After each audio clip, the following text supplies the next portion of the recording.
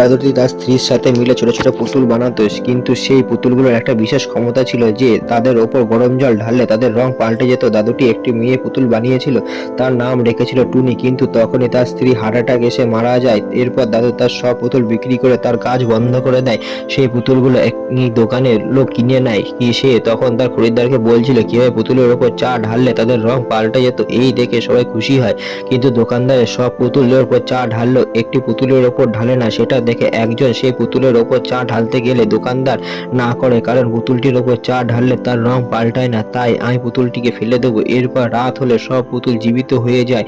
সেই রং পাল্টানো পুতুলটি অনেক দুষ্টু ছিল, সে সবাইকে অনেক বিরক্ত করত। এরপর সে তার বন্ধু পিকির কাছে চলে যায়। পিকি সারাক্ষণ বই পড়তো। কিছুক্ষণ পর সব পুতুল মিলে হিসাব করতে শুরু করে সে যে কার ওপর আজ বেশি চা ঢালা হয়েছে, কারণ যার ওপর যত বেশি চা ঢালা হবে সে তত ভাগ্যবান।